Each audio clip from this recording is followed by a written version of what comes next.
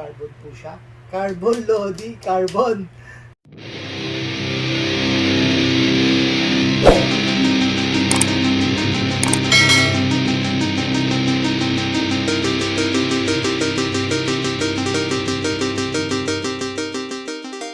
Adventure! Good afternoon po to all of you. Sana po ay safe kayo sa inyong mga tahanan while watching sa my YouTube channel. So, ang vlog for today is yung pong unboxing po ng aking new helmet. So, on my right side is my helmet, my Nitec helmet. Ito yung almost 1 year po ng helmet to. Nitec Torres. So, ano po siya? Carbon po siya. Carbon, Lodi, carbon. So anyway, so i-unbox na po natin ang aking new helmet. So my helmet is Aray. Ayan. So ito po, ito ang box po niya. Ayan. Pakita ko, i-reveal ko na po sa inyo mga ka-adventure ang ating new helmet. So ito po siya, nakalagay po siya dyan. Ang kasama po ng box is, meron tayong free bike attack helmet perfume. Yan. Tapos meron siyang manual, saka parang oil sa loob, swat. Yan. Then meron po siyang kasama na chin ang panlagay dito sa panlagay dito sa may chin natin to, protection din to, less noise to, less noise. So yan, okay. So ilagay ko na muna po ito sa loob, wala na itong laman.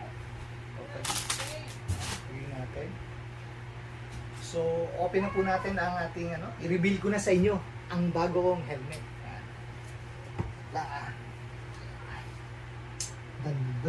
Sounds naman dyan! So,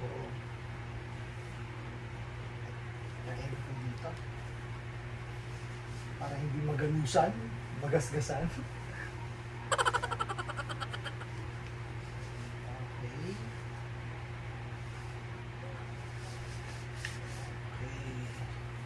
So, this is my my new helmet. Aray Tatsuki. Ayan. Wow! So, ito yung design niya. Pakita ko po sa inyo. Ayan. I-rotate natin. Meron siyang koi dito.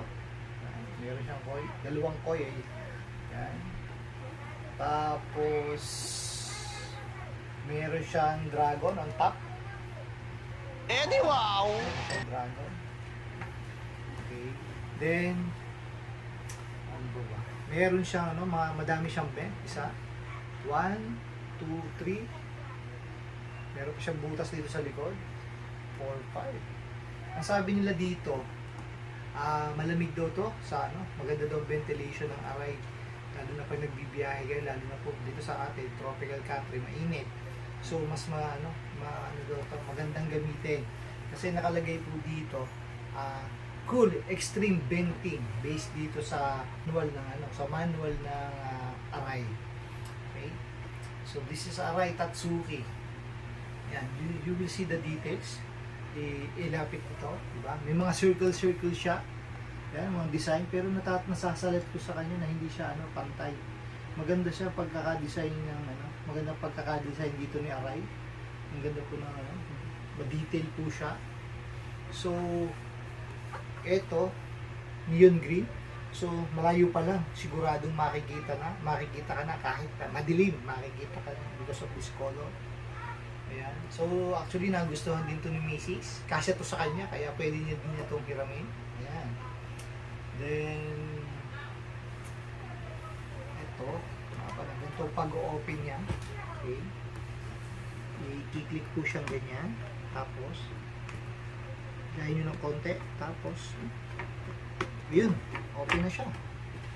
Okay.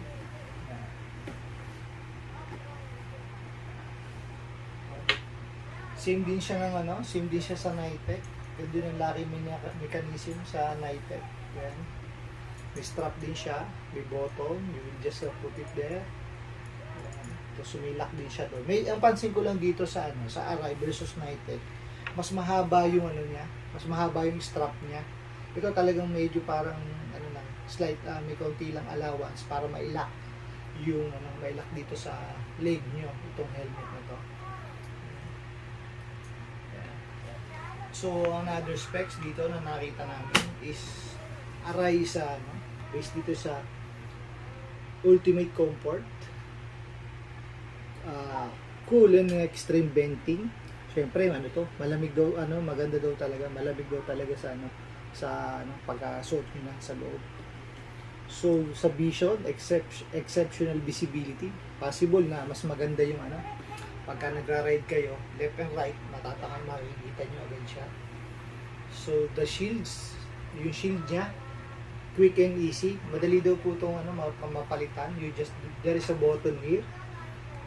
May instruction naman po, mayroong mga instructions na ako nakita sa YouTube and sa manual, madali po magpalit ng shield.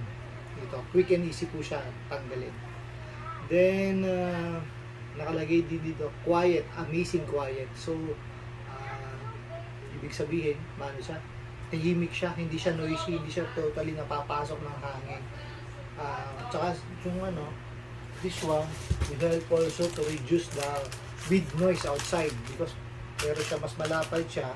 So pakita ko sa inyo, medyo medyo malapad siya compared dito sa Nitek na totally manipis, sobrang layo niya. Ito mga 1 inch lang siguro, ito mga 3 inches. So talagang yung noise reduction is talaga pong mababawasan. Ayan. Okay. Then, nakalagay din dito, interiors, antimicrobial. So, meaning kasi hindi agad to, bumabaho. Pero, yung what I mean, hindi siya maaamoy agad pawis. So, dapat meron kayong balaklava para protection din sa pawis. Siyempre, with the help of, helmet spray, siyempre, babango din ang helmet nyo, siyempre. Ito prito kay bike attack. Yan. See?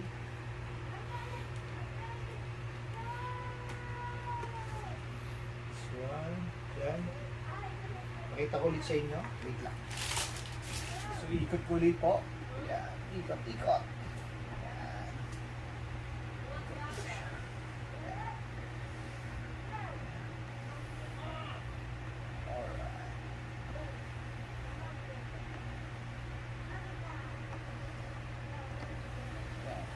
Actually, meron pa nga po pala siyang venting again dito sa baba. This one. You can just open, close. Yan. Open siya. Dinadara din siya. Meron siya dito sa eyelid. Maliit lang. Para to avoid moist. Yan. Meron siyang two eyelid locks na you will be, can open pag medyo, alam mo pag mainit kasi magmo-moist.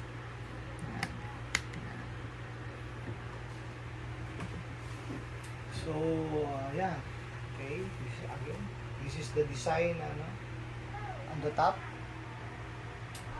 Yan, syempre, gusto ko yung helmet ko may mga may lucky charm kasi nagra-ride kayo ng motorcycle sa labas, big bike, syempre. Alam naman natin medyo risky ang pag-ride sa big bike kaya gusto ko din may syempre may mga lucky charm, syempre Dragon and Koi. Yan. So, kaya I choose Arai. Okay. So, napansin ko din dito sa Arai. Just compare it to the shape. Ang shape niya talaga medyo parang sexy ba siya. Hindi siya totally round na round. Makikita mo sa shape niya eh. Pag tinignan niyo po dito, compare it to Nitek, talagang sobrang bilog na bilog niya. Sobrang siyang bilog. Ito kasi parang sexy ang niya. Pagka-round niya. Makikita niyo po siya dito. Okay. Yan, meron pa din po pala siya dito adjust venting. Just click this to close or open. Yan, lid. This is the fully open. Yan. Yan. This is the fully open pag po nakaganyan siya. So, additional lang din, venting din po yun. So, mas lalo siya, mas malamig. Maganda yung pasok ng hangin sa loob ng helmet ko. Ayan. So, this is the Arai Tatsuki. Hihintay na lahat. Magkano ba ang helmet na to? Magkano ang cost ng helmet na to kay Bike Attack? So, the cost of this helmet is 33,500. What? Nung kinuha ko kay Bike Attack. I think meron pa rin siguro mura sa ibang store. Pero, doon ako nakapapunta, doon ako nakabili ng helmet na to. So, I think you should try it. Buy Arai. Number 1. So, yun mga ka-adventure, ikakat ko na po yung video. Sa mga hindi pa nakasubscribe dyan, please like, share, and subscribe my video. And please click the ring button para updated po kayo sa mga upcoming videos ko. Once again, marami pong salamat sa panonood nyo sa Mervin's Adventure. Peace!